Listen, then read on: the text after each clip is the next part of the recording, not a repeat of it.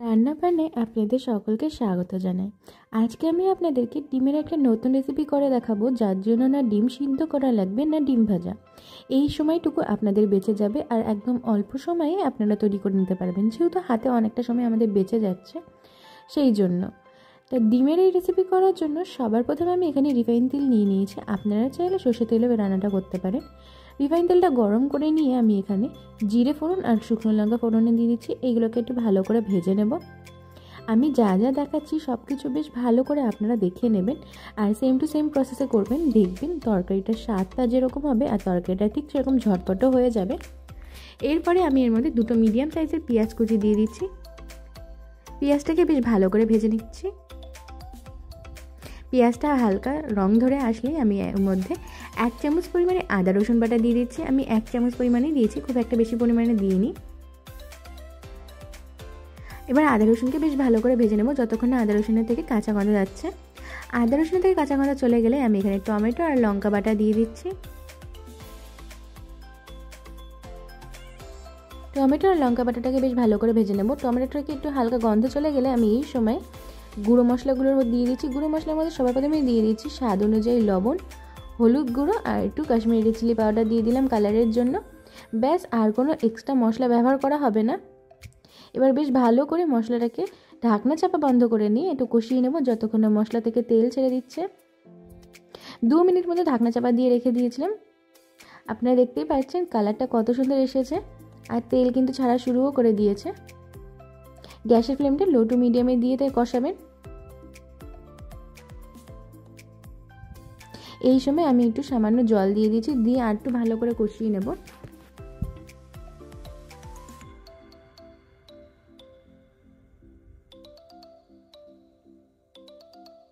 মশলাটা থেকে তেল ছেড়ে দিয়েছে এবং মশলাটার যে কত সুন্দর কালার এসেছে আপনারা নিশ্চয়ই দেখে বুঝতে পারছেন। এই সময় আর একটু ভালো করে নাড়িয়ে চাড়িয়ে নিয়ে আমি এখানে পর্যাপ্ত পরিমাণে জল দিয়ে দিচ্ছি। প্রায় 1 কাপ বা 1 গ্লাস মতো আমি এখানে জল ব্যবহার করেছি। জলটা দিয়ে বেশ ভালো করে এবার আমি একটু ফুটিয়ে নেব। গ্যাসের ফ্লেমটা আমি কিন্তু এখানে মিডিয়ামে দিয়ে রেখে দিয়েছি। যতক্ষণ ওখানে তরকারিটা আমাদের ফুটছে ততক্ষণে আমি এখানে ডিম নিয়ে নিয়েছি। ওই যে বললাম না ভাজতে হবে না সিদ্ধ করতে হবে। ডিম একটু ফেটিয়ে নেওয়ার পরে ডিমের ওপর দিয়ে আমি একটু লবণ দিয়ে দিচ্ছি যাতে ডিমের ভিতরে লবণের স্বাদটা চলে যায়। ব্যাস, এবার আমি ডিমটা এই ফুটন্ত তরকারির মধ্যে ছেড়ে দেব। একেবারে তরকারি হতে হতে ঠিক এইভাবে আমাদের ডিমের তরকারিও হয়ে যাবে। বেশি খাটনির কিছুই নেই। আমরা যেভাবে তরকারি করি ঠিক সেরকমভাবে একটা তরকারি করছি, তরকারি গ্রেভি, আর তার মধ্যে ডিম ফেটিয়ে ব্যাস দিয়ে দিচ্ছি। এবার ঢাকনা চাপা বন্ধ করে, বেশি না আমি 4 মিনিট মিনিমাম লিখেছি, আপনারা চাইলে 5 মিনিটও রাখতে পারেন বা 2 মিনিটও রাখতে পারেন। ডিমটা আপনারা ঠিক যেরকম রাখতে চাইবেন সেরকম রাখবেন। ডিম যদি আপনারা একদম কুসুমটা গলা গলা চান তো 2 মিনিট রাখবেন, আর যদি একটু শক্ত চান তো 4 থেকে 5 মিনিট। আমার একটাও ডিম ভেঙে যায়নি, আপনারা দেখে বুঝতেই পারছেন। এই সময় আমি এর মধ্যে একটু গরম মশলা গুঁড়ো দিয়ে দিচ্ছি। গরম মশলা গুঁড়োটা সম্পূর্ণ অপশনাল, আপনারা চাইলে দেবেন, না চাইলে দেবেন না। এবার বেশ ভালো করে সব কিছুর সঙ্গে মিশিয়ে নেব আর আমাদের ডিমের তরকারি কিন্তু রেডি। শেষে এই গরম মশলাটা দিয়ে এবার আমি ডিমের তরকারিটা সার্ভ করে নেব। কতটা ইউনিক আর কতটা সহজভাবে করে দেখালাম আজকের এই রেসিপিটা। আমি আজকের রেসিপি পরিবেশন করে দিয়েছি ডিমের পোচকারি। আশা করছি ডিমের এই পোচকারি রেসিপিটা আপনাদের ভালো লেগেছে।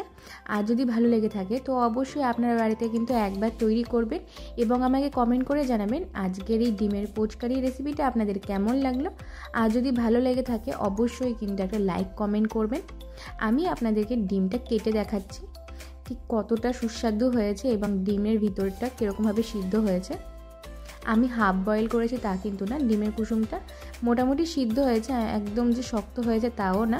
এইভাবে ডিমের পোচকারি খেতে খুব ভালো লাগে। আপনি যদি আমার চ্যানেলে নতুন ভিউয়ার হয়ে থাকেন তো একটা like, comment, share and subscribe করে পাশে থাকবেন।